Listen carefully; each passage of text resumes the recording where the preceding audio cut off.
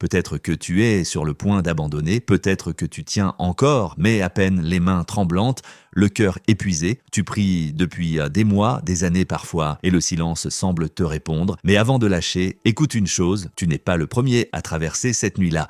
Et Dieu n'a jamais été aussi loin qu'il en avait l'air, peut-être même que tu as cessé de prier, fatigué de parler dans un silence qui ne semble jamais répondre. Reste avec moi quelques minutes. Ce que tu vas entendre pourrait bien changer ta manière de voir cette saison entière de ta vie et peut-être même ta prière de ce soir. La Bible est remplie d'hommes et de femmes qui ont voulu tout arrêter, des cœurs brisés, des rêves piétinés, des promesses qui semblaient mortes depuis longtemps et pourtant, à chaque fois, dans le silence le plus total, Dieu était là, en train d'agir, invisible, patient, fidèle, même quand personne ne le voyait venir. Aujourd'hui, nous allons traverser ensemble plusieurs de ces histoires. Un homme vendu par ses propres frères, un peuple pris au piège entre une armée et la mer, un homme qui a tout perdu en un seul jour, un prophète épuisé qui voulait mourir, un roi traqué dans le désert et un homme jeté dans une fosse au lion, une femme qui a pleuré des années pour un enfant et au centre de tout, un homme qui a lui-même connu l'angoisse la plus totale avant de vaincre la mort.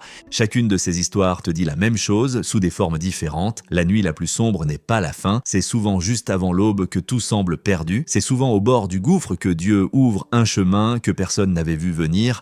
Alors si aujourd'hui tu es fatigué, si tu portes un fardeau que personne d'autre ne voit, si tu te demandes si Dieu t'a oublié quelque part sur la route, reste jusqu'au bout de cette vidéo. Ce que tu vas entendre pourrait bien être exactement ce dont ton âme a besoin en ce moment précis. Comme le dit le prophète Ésaïe, ceux qui se confient en l'Éternel renouvellent leur force. Ils prennent le vol comme les aigles, ils courent et ne se lassent point, ils marchent et ne se fatiguent point. N'abandonne pas, il était là, il l'a toujours été. Commençons par Joseph dans le livre de la Genèse, un jeune homme aimé de son père, porteur de rêves que Dieu lui-même lui avait donnés, mais ses propres frères, rongés par la jalousie, ne voient en lui qu'une menace à faire disparaître.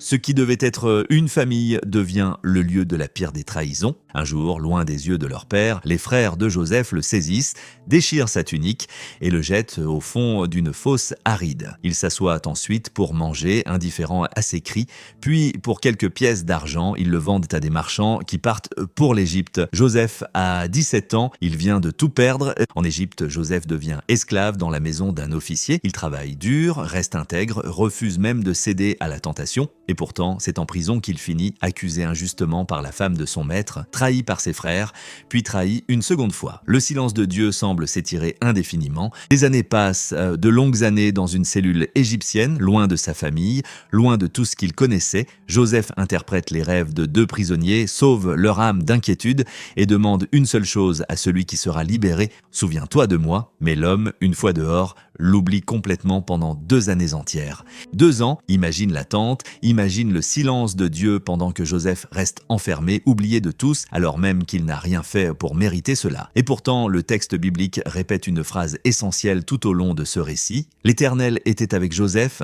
même dans la fosse, même dans la prison, même dans l'oubli. Ce verset ne dit pas que la douleur de Joseph disparaît, ni que l'injustice qu'il subit devient soudain acceptable à ses yeux. Il dit simplement que la présence de Dieu ne dépend jamais de nos circonstances visibles et qu'elle peut habiter même l'endroit le plus sombre que tu connaisses.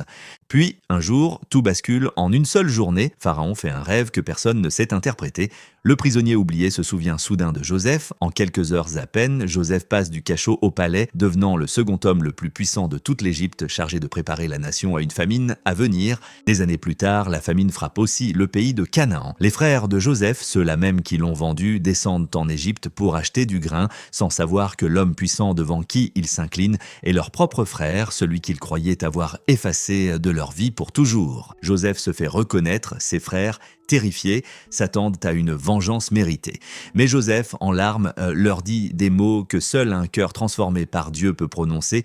Vous aviez médité de me faire du mal, Dieu l'a changé en bien pour accomplir ce qui arrive aujourd'hui pour sauver la vie d'un peuple nombreux. 22 ans, c'est le temps qu'il aura fallu depuis la fosse jusqu'aux retrouvailles pour que le plan de Dieu se révèle enfin dans toute sa clarté. 22 ans de silence apparent, de trahison, de patience forcée. Et pourtant, chaque jour de cette attente, Dieu tissait déjà quelque chose que Joseph ne pouvait pas encore voir. Si tu es aujourd'hui dans ta propre fosse, si tu attends depuis des années une réponse qui ne vient pas, souviens-toi de Joseph. Ce que d'autres ont voulu pour ton mal, Dieu peut le retourner pour ton bien. Il n'a jamais cessé d'être avec toi, même dans les moments où tu te sentais le plus seul. La trahison que tu as vécue, la porte qui s'est fermée sans explication, le rêve qui semble enterré depuis trop longtemps, rien de tout cela n'échappe au regard de Dieu. Il travaille encore, même dans le silence le plus complet, même quand tu ne vois absolument aucun changement autour de toi. Le psalmiste David écrivait « Quand je marche dans la vallée de l'ombre de la mort, je ne crains aucun mal, car tu es avec moi. » Remarque bien, il ne dit pas que la vallée disparaît. Il dit que Dieu marche à travers elle, à ses côtés, chaque pas du chemin, même dans l'obscurité la plus totale. Peut-être que tu traverses toi aussi une vallée en ce moment. Un diagnostic que tu n'attendais pas, une relation brisée, un rêve qui semble mort, un compte en banque qui ne suffit plus. Sache ceci, ta vallée n'est pas un signe que Dieu t'a abandonné, c'est souvent le chemin même par lequel il te conduit ailleurs.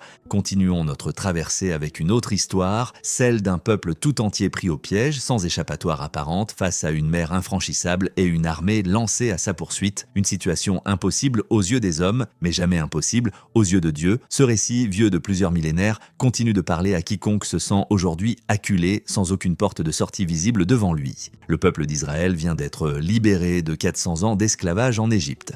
Ils marchent enfin vers la liberté, guidés par une colonne de nuée le jour et de feu la nuit.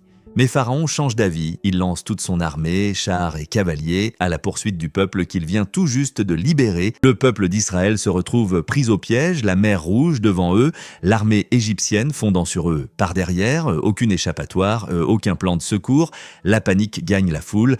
N'y avait-il pas de tombeau en Égypte pour que tu nous aies menés mourir au désert écria-t-il à Moïse terrifié. Moïse, lui, ne cède pas à la panique. Il répond au peuple avec une confiance que rien ne semble justifier. Ne craignez rien, ne vous effrayez pas, tenez-vous là et vous verrez la délivrance que l'Éternel va vous accorder aujourd'hui.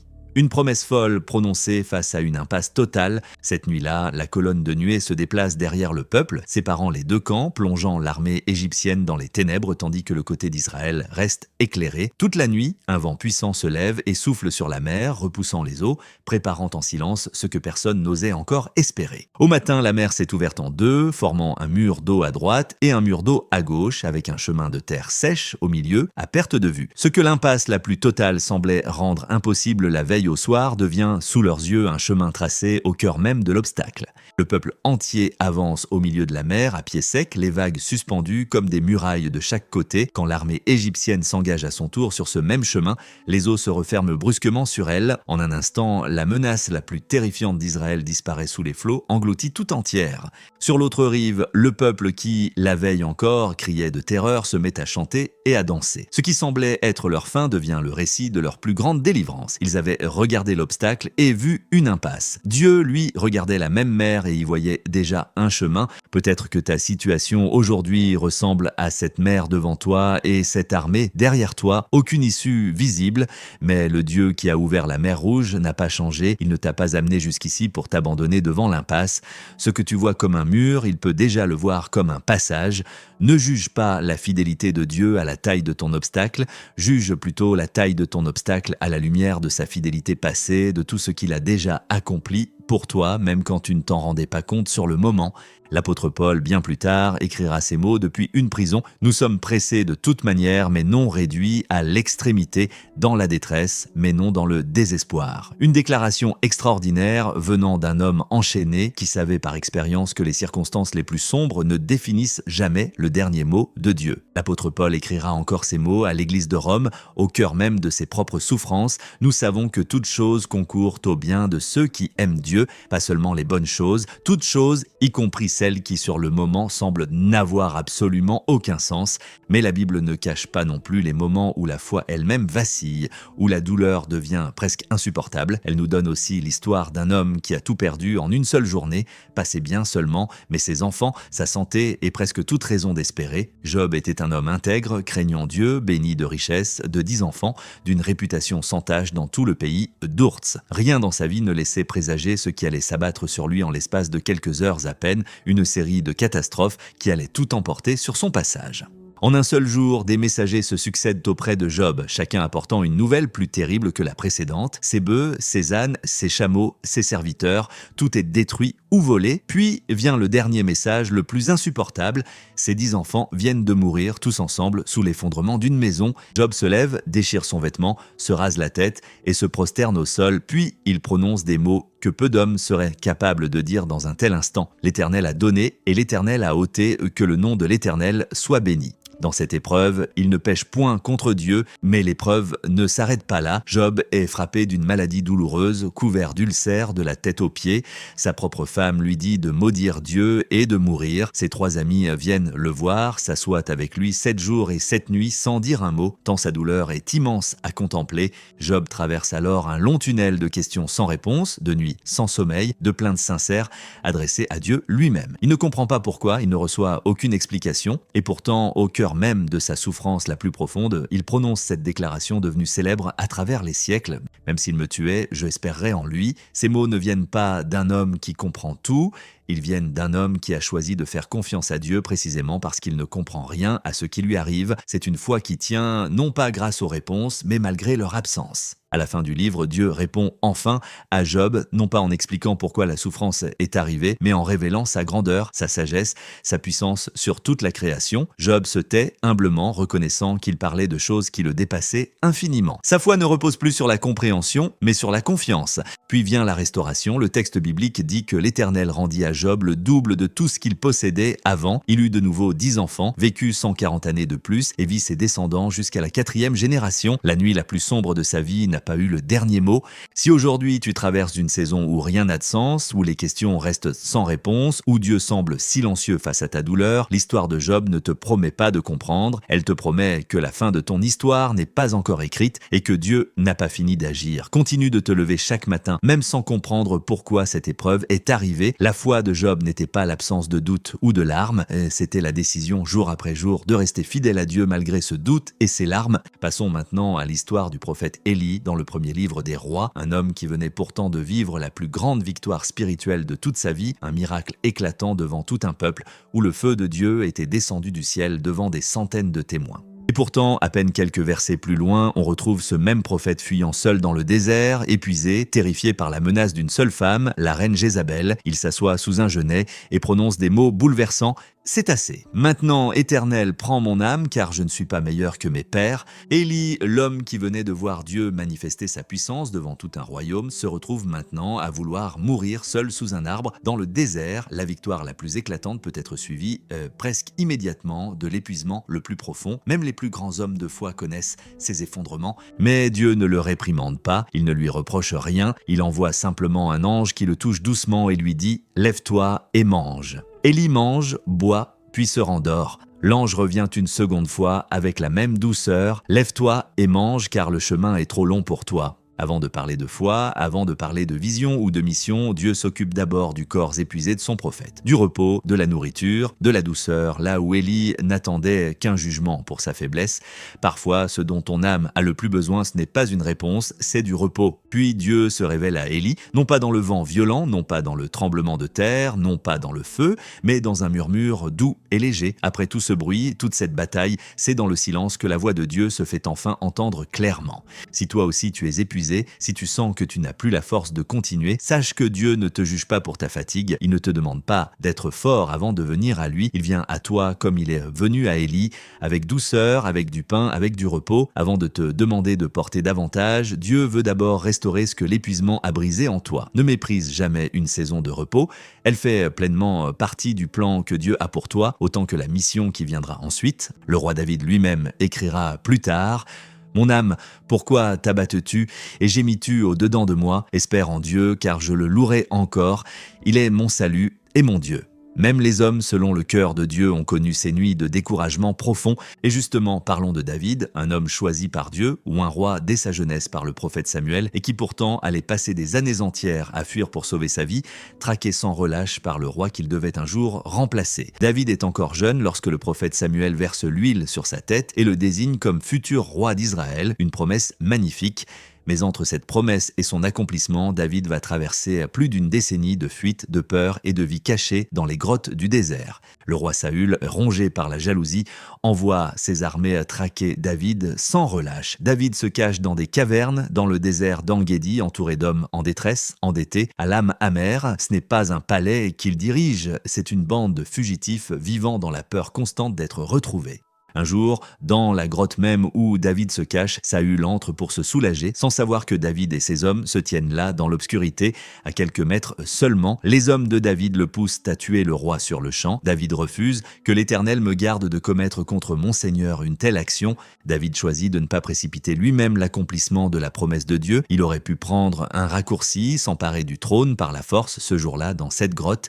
Il choisit plutôt d'attendre le timing de Dieu, même si cela signifie encore des années de fuite, d'incertitude et de danger constant. Les psaumes que David écrit durant cette période révèlent l'ampleur de sa détresse. Jusqu'à quand, Éternel, m'oublieras-tu sans cesse? Jusqu'à quand cacheras-tu ta face? Ce ne sont pas les mots d'un homme qui trouve la foi facile, ce sont les mots d'un homme qui choisit de croire malgré la douleur de l'attente. Des années passent, Saül finit par mourir au combat, et enfin, exactement comme Samuel l'avait annoncé bien des années plus tôt, David monte sur le trône d'Israël. Ce qui avait été promis dans sa jeunesse s'accomplit, non pas immédiatement, mais après une saison entière d'épreuves qu'il n'avait jamais choisie. L'attente de David n'a pas annulé la promesse de Dieu, elle l'a précédée. Chaque nuit passée dans une grotte, chaque jour de fuite, chaque psaume écrit dans la détresse faisait déjà partie de l'histoire que Dieu écrivait, son une histoire que David ne pouvait comprendre qu'en la regardant depuis le trône bien plus tard. Si la promesse que Dieu t'a faite semble prendre trop de temps à s'accomplir, souviens-toi de David dans sa grotte,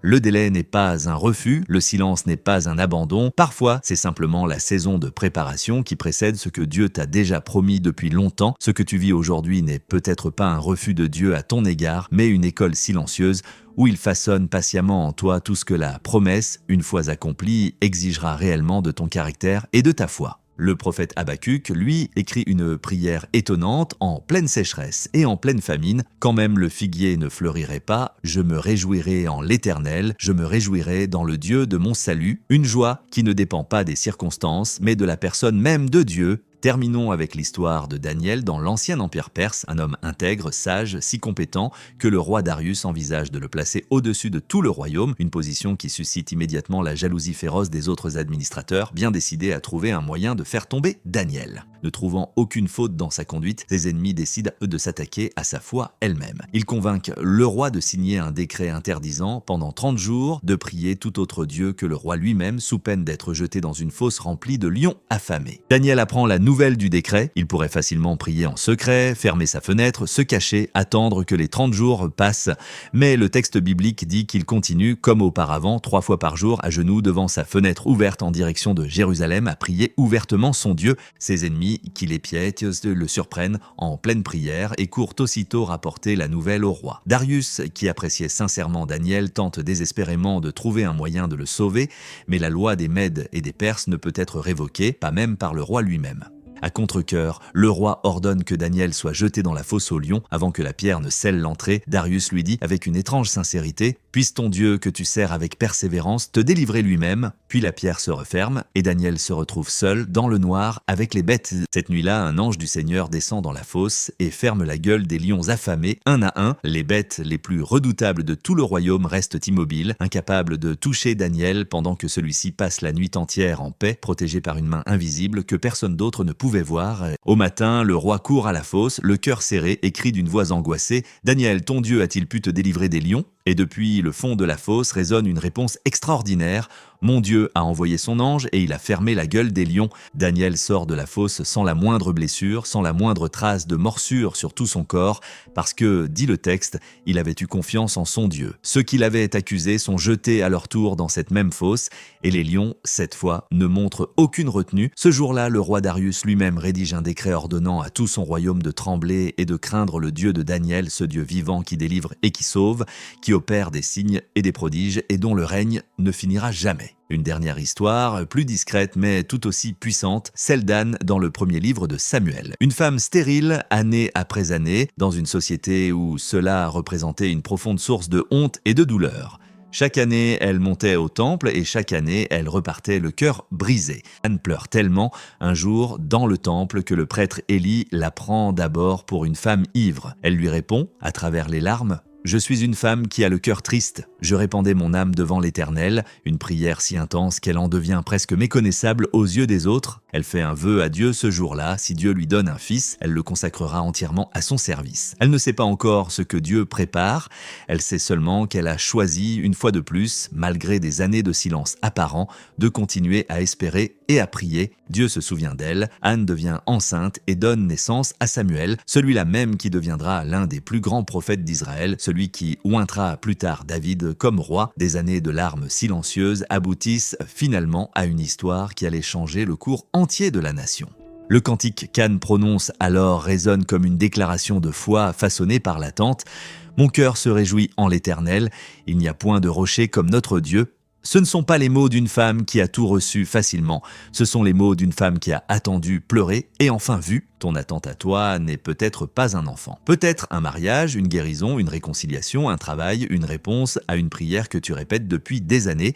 Mais l'histoire d'Anne te rappelle une chose essentielle: Dieu n'oublie jamais une prière sincère, même quand des années semblent s'écouler dans le silence le plus total. Continue de prier, même en larmes, même quand personne autour de toi ne semble t'entendre ou te comprendre. Le silence de Dieu n'est jamais un signe de son absence, c'est souvent, au contraire, le signe d'une œuvre encore invisible qu'il prépare pour toi. Toutes ces histoires nous préparent à la plus grande de toutes, celle de Jésus lui-même, car si Dieu a marché aux côtés de Joseph, d'Israël, de Job, d'Élie, de David, de Daniel et d'Anne, c'est en Jésus qu'il est venu lui-même traverser la souffrance humaine jusqu'au bout. Dans le jardin de Gethsémanée, la nuit avant sa mort, Jésus tombe le visage contre terre, en sueur, en angoisse, et prie: « Mon Père, s'il est possible, que cette coupe s'éloigne de moi. » Le Fils de Dieu lui-même connaît la peur, l'accablement, le désir profond que l'épreuve à venir puisse être évitée. Et pourtant, il ajoute aussitôt « Toutefois, non pas ce que je veux, mais ce que tu veux. » Ce n'est pas une foi sans lutte. C'est une foi qui choisit de faire confiance à Dieu au beau milieu même de la lutte, précisément quand tout en lui semble crier de fuir. Le lendemain, Jésus est arrêté, moqué, flagellé, puis cloué sur une croix entre deux criminels sous le regard d'une foule hostile. Ses propres disciples, terrifiés, l'abandonnent presque tous. Sur la croix, ils crient même « Mon Dieu, pourquoi m'as-tu abandonné ?» Le silence de Dieu à cet instant semble absolu. Puis Jésus meurt. On dépose son corps dans un tombeau scellé par une lourde pierre, gardé par des soldats romains. Ses disciples se cachent, terrifiés, convaincus que tout est fini. 3 jours de silence total s'écoulent, les 3 jours les plus sombres de toute l'histoire humaine. Mais le matin du 3e jour, le tombeau est vide, la pierre a été roulée, Jésus est vivant. Ce qui semblait être la fin la plus totale, la défaite la plus absolue, devient la victoire la plus grande de toute l'histoire de l'humanité. La mort elle-même a été vaincue à jamais. Si Dieu a pu transformer une croix, l'instrument même de la pire souffrance, en la source de la plus grande espérance jamais offerte à l'humanité, alors rien de ce que tu traverses aujourd'hui n'est trop sombre, trop cassé ou trop perdu pour qu'il ne puisse lui aussi le transformer. La tombe vide n'est pas seulement un événement lointain du passé, c'est une promesse vivante pour ton présent. Le Dieu qui a vaincu la mort elle-même peut certainement traverser avec toi ce que tu affrontes aujourd'hui, quelle que soit la profondeur de ta nuit actuelle. Juste avant de remonter au ciel, Jésus prononce une dernière promesse à ceux qui le suivent. « Voici, je suis avec vous tous les jours jusqu'à la fin du monde. » Cette promesse n'a pas expiré, elle est encore vraie aujourd'hui, pour toi, exactement là où tu te trouves en ce moment. Joseph dans la fosse, Israël devant la mer, Job dans la cendre, Élie sous le genêt, David dans la grotte, Daniel dans la fosse, au lion, Anne dans les larmes, Jésus sur la croix. À chaque fois, le silence a semblé total. Et à chaque fois, ce silence n'était que la préparation d'une délivrance plus grande encore. Alors aujourd'hui, où que tu en sois dans ton histoire, entends ceci. N'abandonne pas, ta fosse n'est pas ta destination finale, ta mer n'est pas infranchissable, ta nuit ne durera pas éternellement. Le même Dieu qui a marché avec chacun d'entre eux marche avec toi en ce moment précis, même si tu ne le vois pas encore. Continue d'espérer, continue de prier, continue de croire, même à travers les larmes, même dans l'incertitude la plus totale. La délivrance que tu attends depuis si longtemps est peut-être bien plus proche que tu ne le penses en ce moment précis. Ne crains rien, car je suis avec toi. Ne promène pas des regards inquiets, car je suis ton Dieu. Je te fortifie, je viens à ton secours. Cette promesse est pour toi aujourd'hui. N'abandonne pas. Il est là. Il l'a toujours été. Jésus est Seigneur au siècle des siècles. Amen. Abonne-toi à Histoire de foi pour continuer ce chemin de foi, une histoire à la fois.